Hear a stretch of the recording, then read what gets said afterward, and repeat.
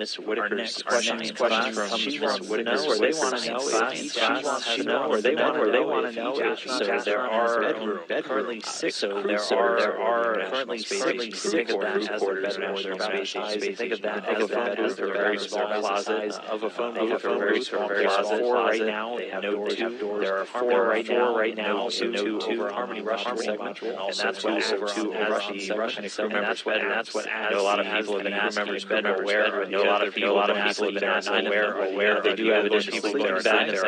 They do have additional bags. So lights through schedule.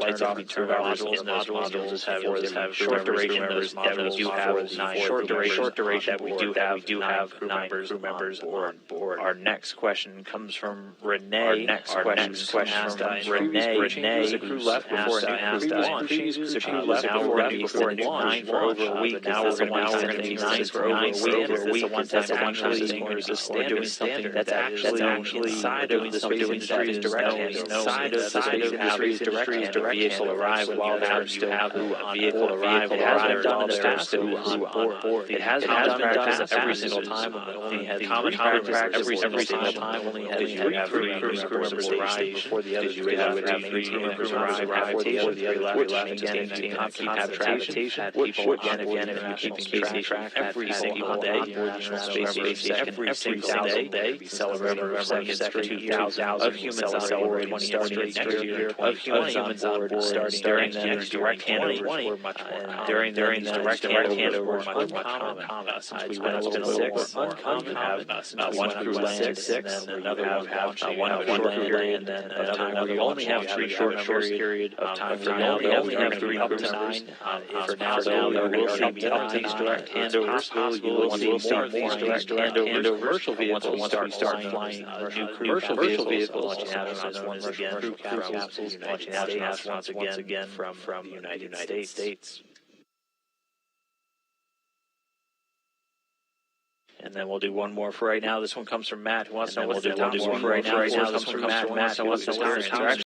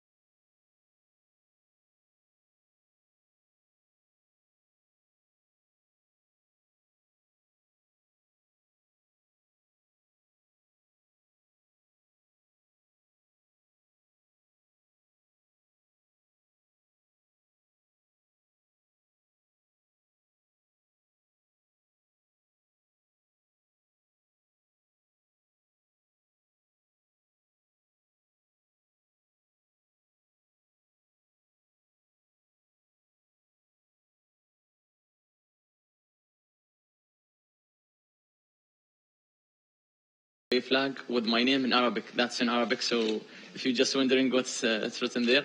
So it's my last name, Almansoori. It's written in Arabic.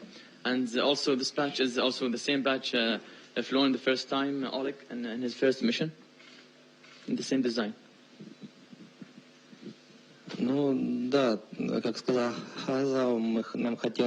Yes, reiterating Hazzaa's words, I wanted to show some continuity between my first flight.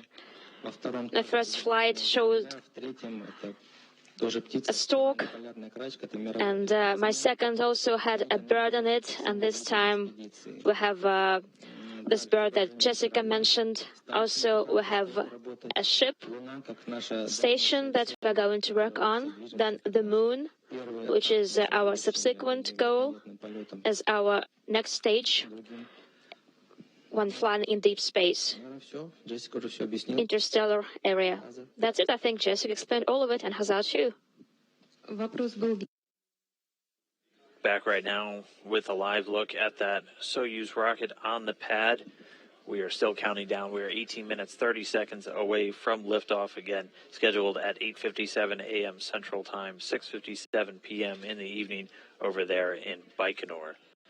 The Soyuz rocket itself stands 162 feet tall, weighing in at 680,000 pounds, and consists of the Soyuz MS-15 spacecraft inside of a protective shroud up at the very top, and the three-stage Soyuz FG booster below. The spacecraft itself was mated to the booster, and the three main stages were joined together earlier this week on Sunday.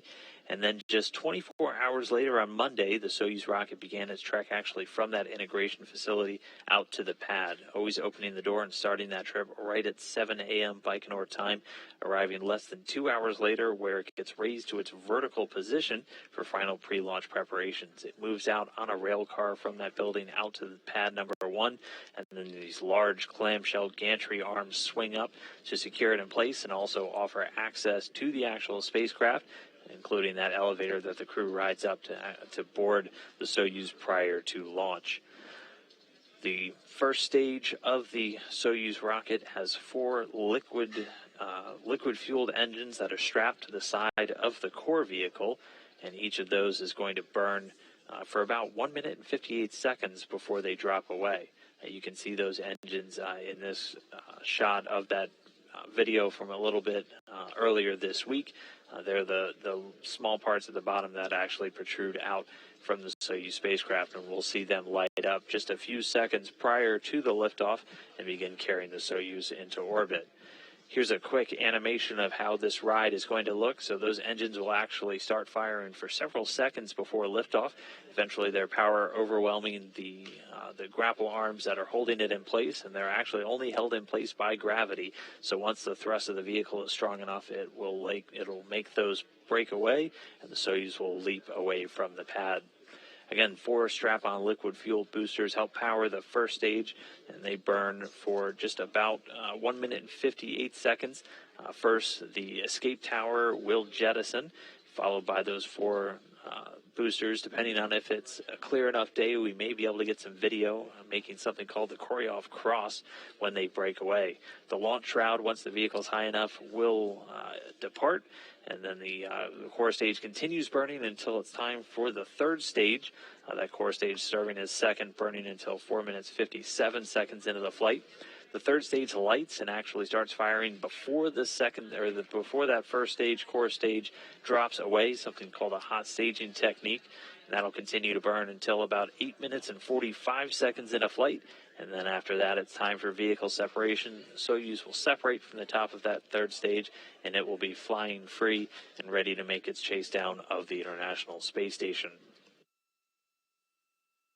We're still counting down, though. Right now, we are 15 minutes, 20 seconds away from liftoff. Atop the rocket, Jessica Meir, a NASA astronaut, Hazzaa Ali Almansoori, the astronaut from the United Arab Emirates, and Oleg Skripochka, the Russian cosmonaut, just strapped in and counting down. We're just coming up on 15 minutes.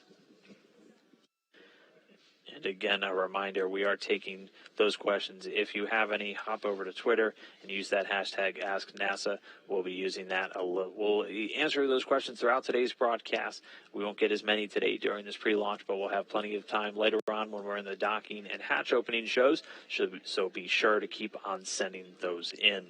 Now, though, let's learn a little bit more about the Soyuz spacecraft itself, which measures in at 23.5 feet long, tipping the scales at 15,650 pounds. And the Soyuz itself, the spacecraft, is also comprised of 3 different modules. At the very top, you see the orbital. In the middle, the descent, where the crew actually is, and on the bottom, the propulsion module. The descent module is situated in the middle of the Soyuz vehicles. That has a customized seat liner inside each of the seats for these crew members that they're seated in during launch, entry, and landing. It contains all of the different controls and displays necessary for the flight. It has life support systems, batteries for re-entry and landing. Also, the parachutes are tucked away right behind the crew members' heads. It also has soft landing rocket engines on the very bottom beneath the heat shield that fire to slow the Soyuz right before it touches down in Kazakhstan. There's also 8 hydrogen peroxide thrusters located on the module that are used to control its orientation or its attitude during the actual descent until parachute deployment. It also has guidance, navigation, and control system to maneuver the vehicle during that descent phase of the mission. It weighs 6,393 pounds, has a habitable volume of about 141 cubic feet, so it's a bit of a tight fit. Just overhead and through a hatchway, though, is the orbital module at the very top. And this is the part that not only connects to the descent module via a pressurized hatch, but is the part that will actually connect to the International Space Station. It's got a small amount of room for the crew to move around during the flight to station. It was much more important space when they were taking 2 days, which is still the default if there were any issues during that initial trip. But it has about 230 cubic feet of space, has the docking mechanism, hatch, rendezvous antennas all at the very front end, and that docking mechanism, again, is what's actually used to connect this spacecraft to the International Space Station. And then the rendezvous antennas, which are on the very top, that are used by the automated docking system, which actually use radar, will maneuver it towards the station for docking. There's also a forward-looking window on the module for the crew to take manual measurements of distance. All the way on the bottom of the spacecraft is the propulsion module that has all of the oxygen storage tanks, the main engine, the attitude control thrusters, avionics, and communications and control equipment. Propulsion portion of the module handles all the orbital maneuvers, including those actually needed to rendezvous with the International Space Station, but also perform the deorbit burn at the very end of the spacecraft's mission. And before they're deployed, the 2 solar arrays, which gather electrical energy for the systems on board, are folded against the body of the spacecraft, and those will actually unfold right after we get into orbit. The propulsion module itself, though, detaches during that final descent and burns up in the Earth's atmosphere along with the orbital module, that descent module, so that middle part, which has the heat shield, the only piece of the Soyuz that actually survives that fiery re-entry. The entire spacecraft, not only serving as a crew transport vehicle, so getting the crew up into space and then getting them back home at the end, also serves as basically their escape capsule. So these are used in the event that they need to get off of the space station in a hurry for any reason. They use their Soyuz spacecraft as that emergency descent and landing. So there is always at least one Soyuz spacecraft for each of the 3 crew members on board, or rather there's at least a seat in a Soyuz at all times for any crew members on board the space station.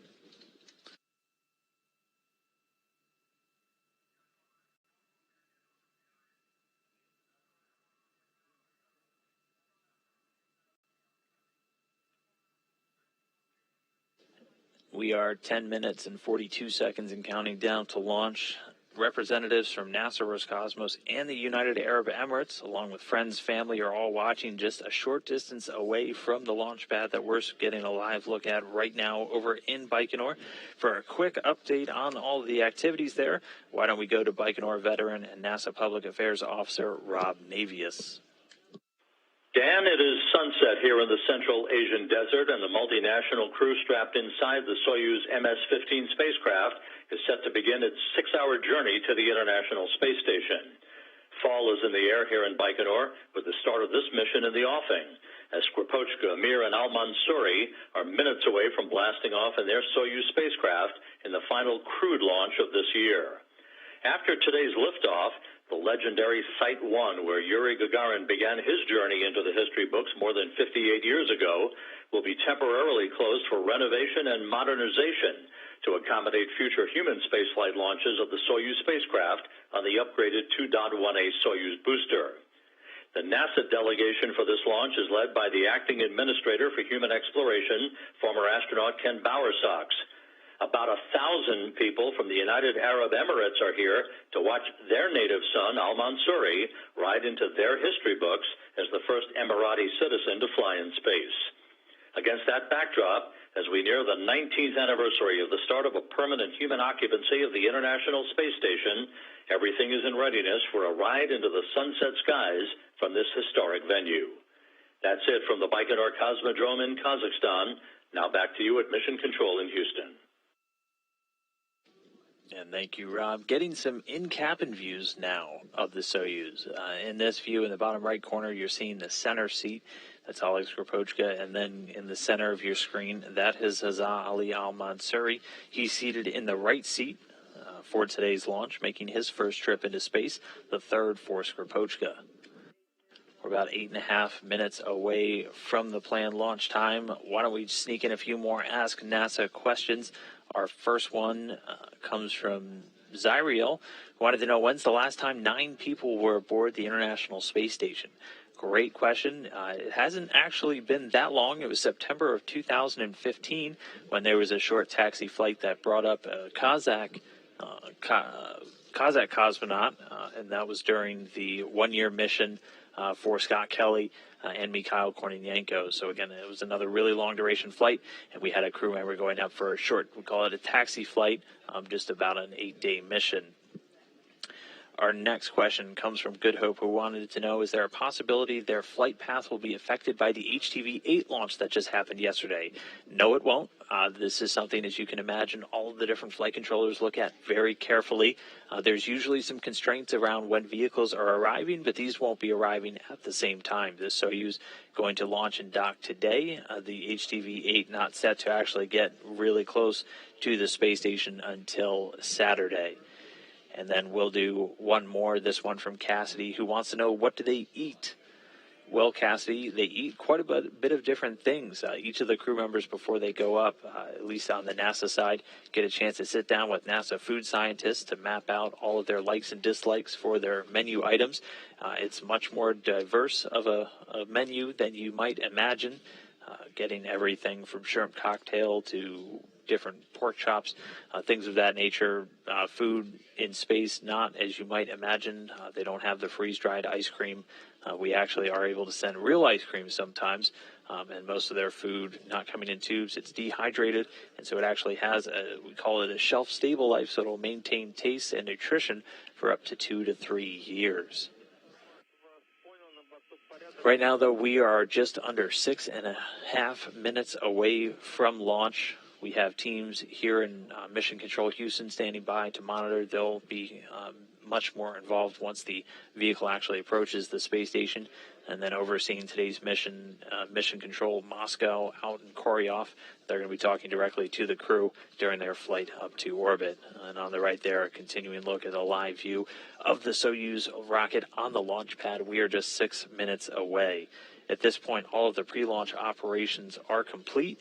And the countdown, the first and second stage engines are ready for launch. They've confirmed that they've gotten telemetry from the rocket, indicating that all the primary and backup systems are ready to support.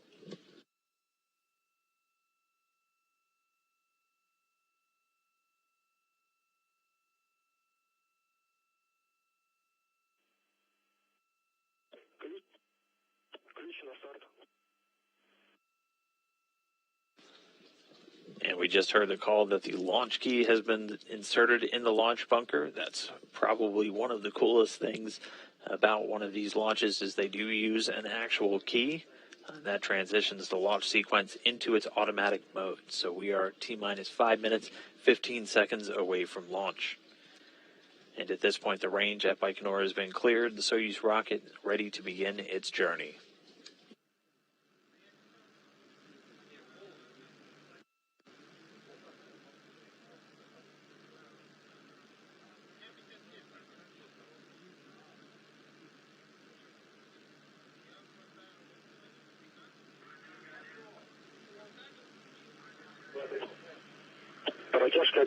Ground measurement system is activated by Run 1 command. Combustion chamber nitrogen purge.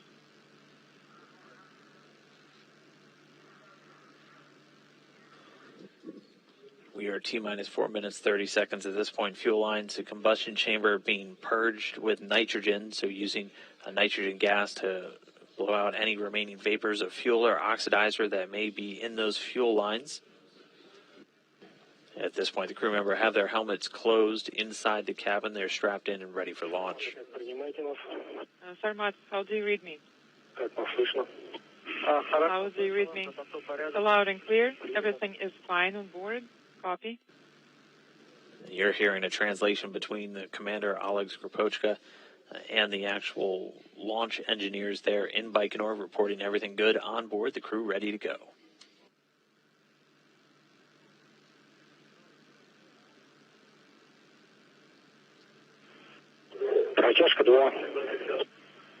Ground measurement system is activated by Run 2 command.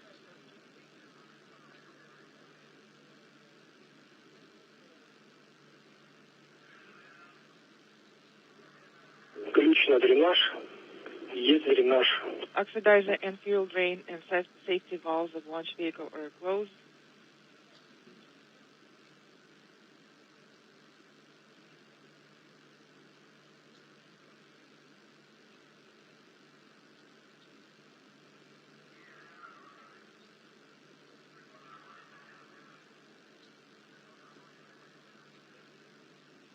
And just passing the 3-minute mark now, away from launch. All the cockpit displays inside the Soyuz are lit up and ready for cosmonaut Oleg Skripochka to keep an eye on during today's flight. All the onboard systems are switched over to onboard control, continuing to march down 2 minutes, 40 seconds away from liftoff. Repress.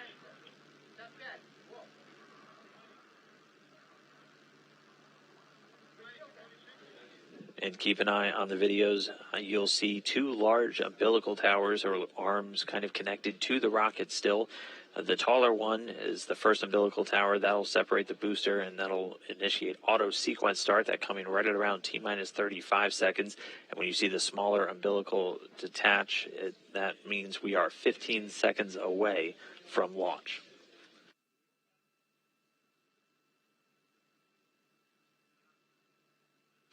And T-minus 2 minutes from launch.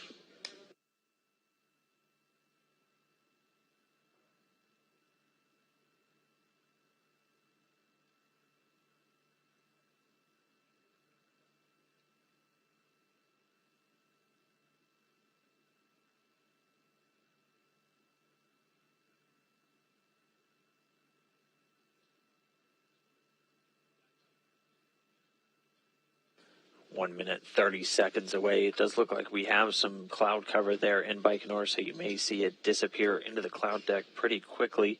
That first stage going to light up the night sky, though. It's going to burn for the first several minutes before those 4 strap-on boosters break away at just about 1 minute and 58 seconds into the flight.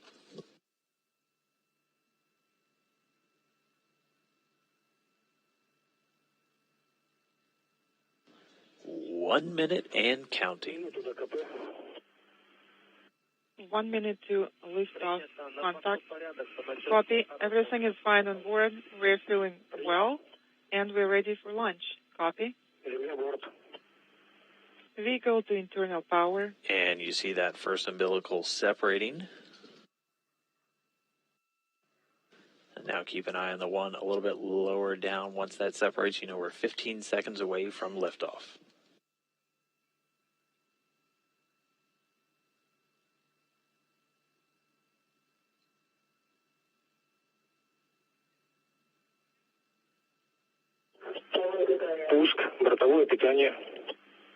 Auto sequence initiated. Auto sequence start. Second umbilical separating. T-minus 15 seconds. You can see the engine starting to fire. Second umbilical. The first stage ramping up. Engine turbo pumps at flight speed. Engines at maximum thrust. And liftoff. Liftoff. Oleg Skripochka, Jessica Meir, Hazzaa Ali Almansoori leaping forth from Gagarin start on their way to the International Space Station.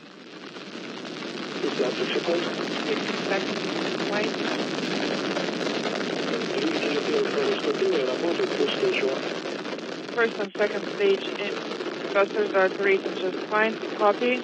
Everything is fine on board the Soyuz. We're feeling great. Copy. We're going to continue to get these translations throughout the flight. Everything's still sounding good with that first stage. You can see the 4 strap-on boosters lighting up the night sky. Soyuz delivering 930,000 pounds of thrust with that first stage, the 4 boosters and the single core engine. You can see them punching through the cloud layer there. The first stage measures 68 feet in length, 24 feet in diameter, burning liquid fuel for the first 2 minutes of the flight. Pitch, your roll are nominal. So pitch, yaw, and roll referring to the orientation of the vehicle. Nominal, a word you'll hear a lot. That just means everything is proceeding normally. Continuing to get good first stage indicators from the Soyuz.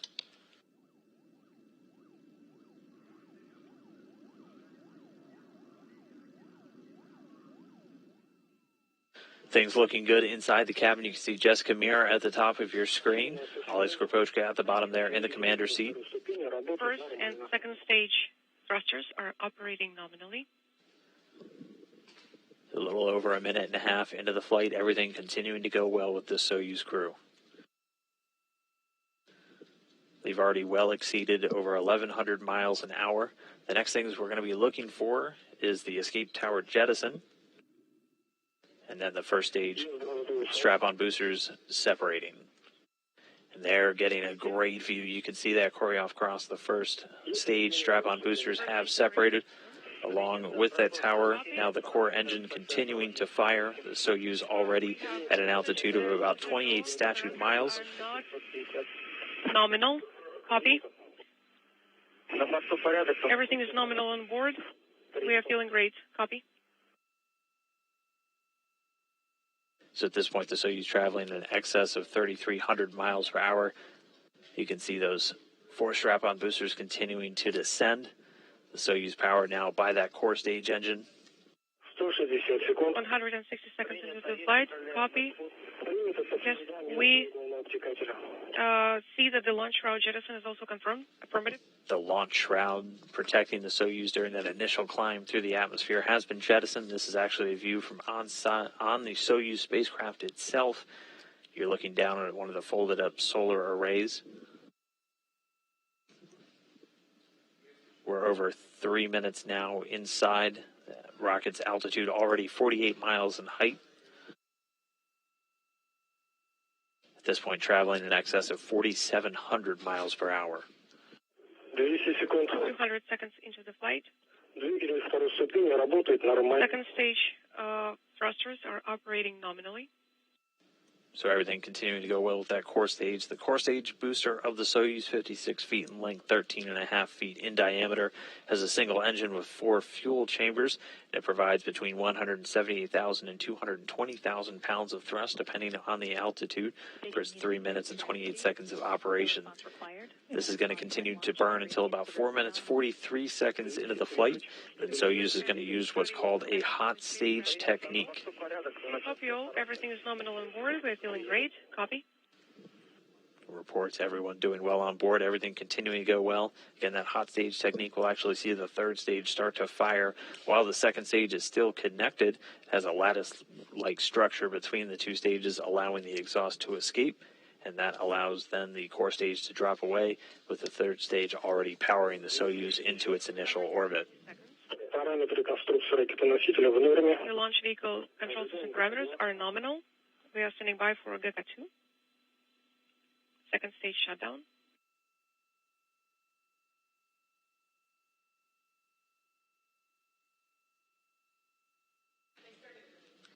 And standing by for that third stage ignition.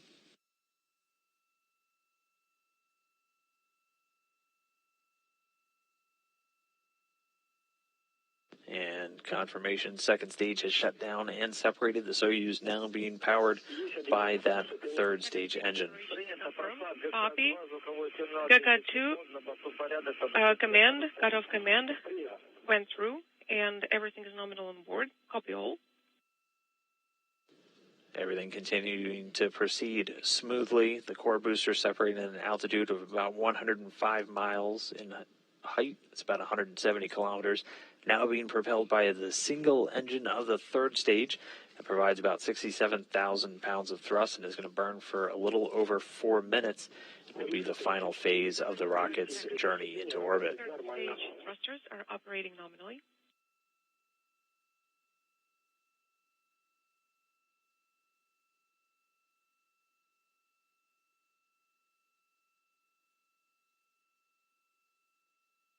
Again, this is a view looking back towards the end, and that'll be cutting in and out this an animation of what's taking place right now. That third stage engine going to continue to fire and carry the vehicle into orbit. It's actually a view you're seeing one of the folded up solar arrays. That, and along with a series of antennas, will deploy shortly after the Soyuz makes its initial orbit.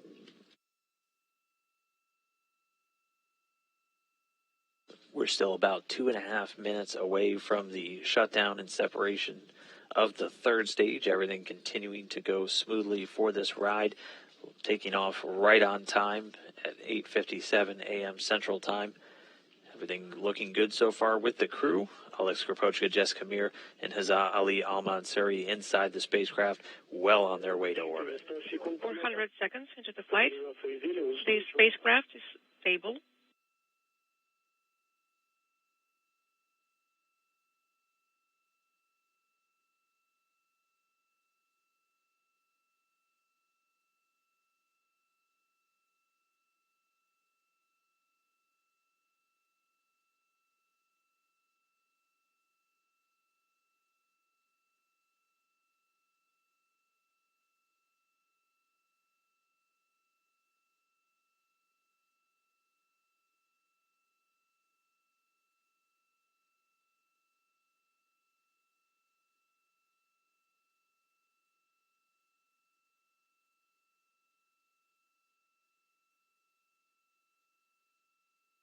$450. 450 seconds into the flight. The flight is nominal.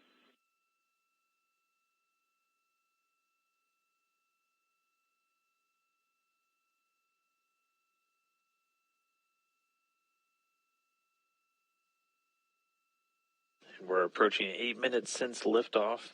At this point, the vehicle traveling at a velocity of over almost 13,500 miles an hour. We're just under a minute away from third stage shutdown and separation. We'll see the engine on the third stage cut off and separate, delivering the Soyuz spacecraft into its initial orbit. 490 seconds. The spacecraft is stable. Copy all. Everything's nominal on board, and we are feeling great. Copy. 500 seconds. Everything is nominal.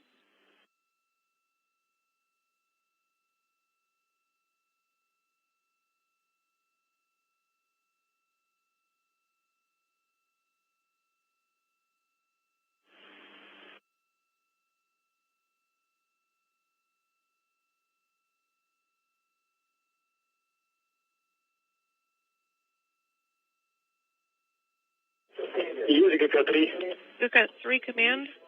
Cut off. Getting a spectacular view there. You see the third stage separate and fly away.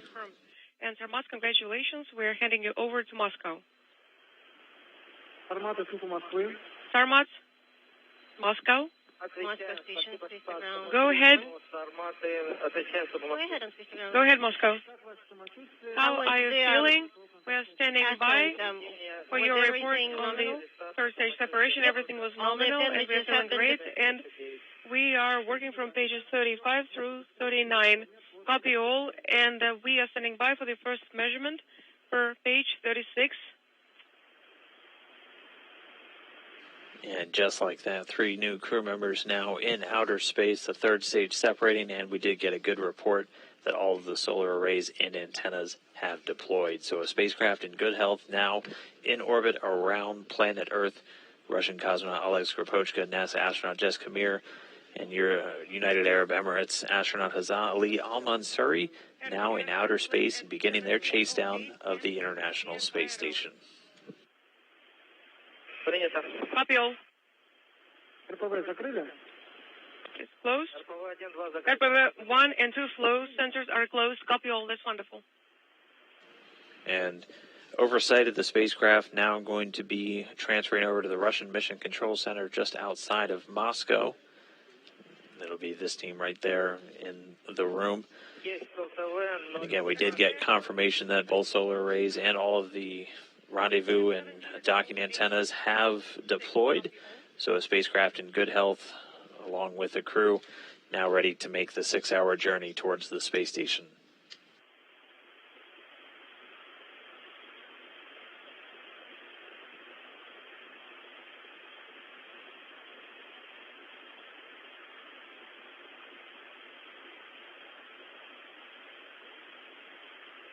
Sarmats, we can see the image.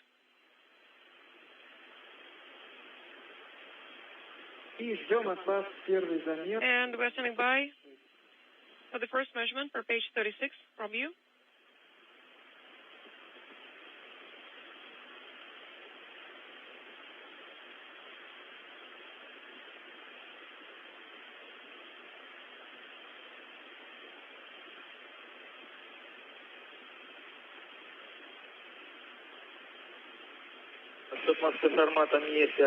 Moscow, this is Sarmat. RDR was nominal and on time. Copy.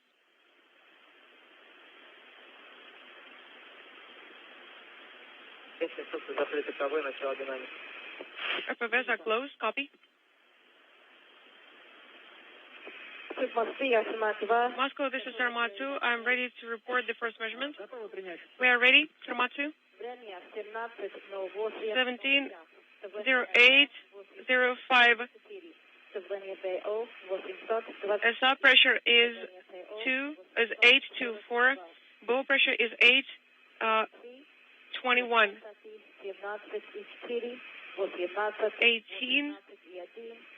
18.119. 269 20 23 21 3 2 1 3 2 7 19.6 18.1 9 800 and inaudible. Copy all, Sarmat 2. We have written down all the data. For page 39, course 1 and 2 tests were underway. Copy all. And Sudan test was also underway. Copy. Copy all, Sarmat.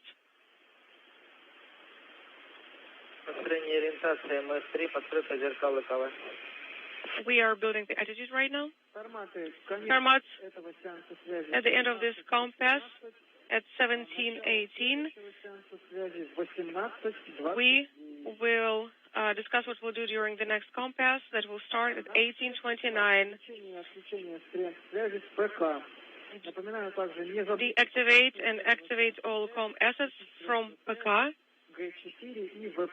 And don't forget to send GEF4 and VP1 command. Manual control test will be performed during the next compass, that is page 45, step 1. And EKV inhibit on the same page is at 18:32:00. How copy? Copy all. Also, for your information, per page 41, satellite attitude or satellite time is 18:41 through 18 inaudible. Come again? I did not quite catch that.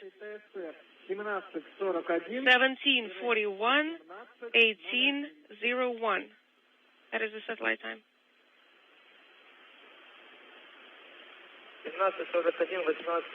17:41, 18:01. That is a good copy. And we're standing by for the next measurement.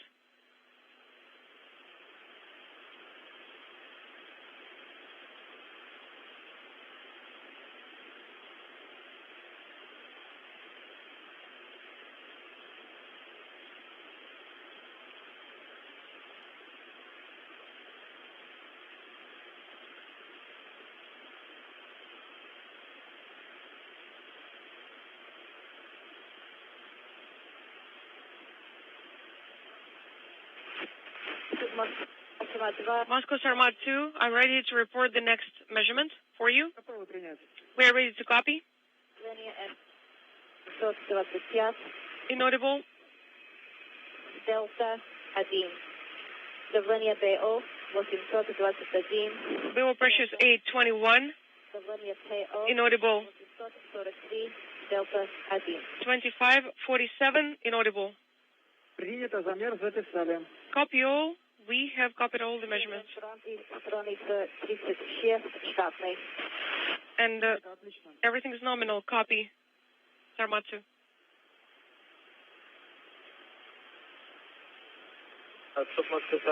Moscow Sarmat 1. So again, the crew now in space. You can hear them running through a number of different system checks on board the Soyuz.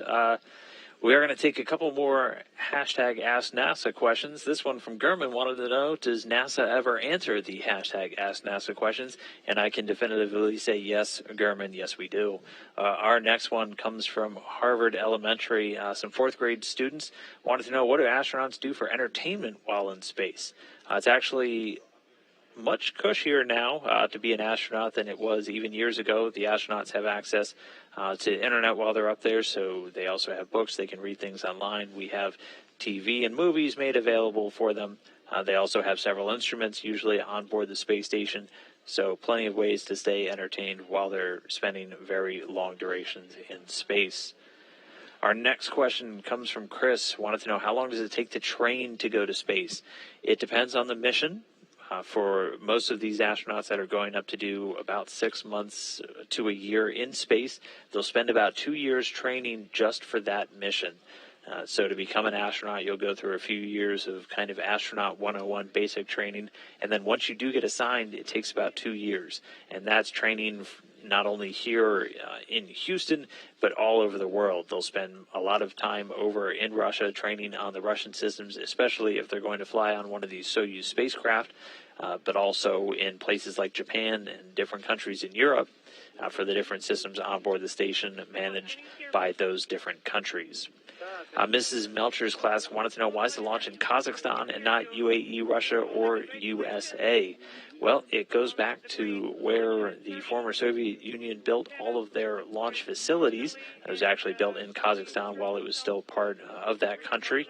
And after that, when it became the Russian Federation, they still use all of the same infrastructure, and they work with the government of Kazakhstan to use it. And that's where the Soyuz launches from. We don't currently have human-capable vehicles launching from the USA, but that's all about to change once our commercial crew vehicles come online from providers Boeing and SpaceX within the next year. So you'll be seeing more launches of people to the International Space Station from different locations than ever before. Next up, we have one from Sophia who wanted to know, what memorable items are the astronauts bringing into space?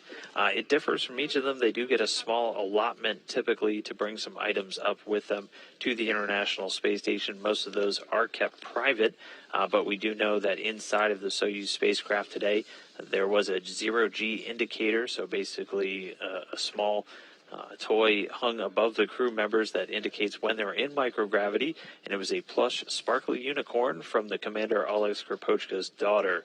And Hazzaa Ali Almansoori, making his first trip into space, also was able to tell reporters that he had a small plush camel from his children that he's carrying up into space as well. So they do get a small allotment, not a lot as you can imagine, as it is fairly difficult to pack everything into a tight space, and all of the important stuff goes first. Our next question comes from Eric, wanted to know, where along the journey do the rocket's falling debris disintegrate? Is it upon entering the Earth's atmosphere? Not all of the pieces of the rockets typically disintegrate. Some will actually make the reentry back down to Earth's ground. That's one of the main reasons why the Russians chose Kazakhstan, is there are very vast stretches of uninhabited land where you're not going to have to worry about those rockets coming down in anyone's backyard. That's also why in America we typically launch over bodies of water right now, either from the Kennedy Space Center on the coast of Florida or even from the Wallops Flight Facility in Virginia, as you can keep that water clear, and then it's just going to fall down into the ocean.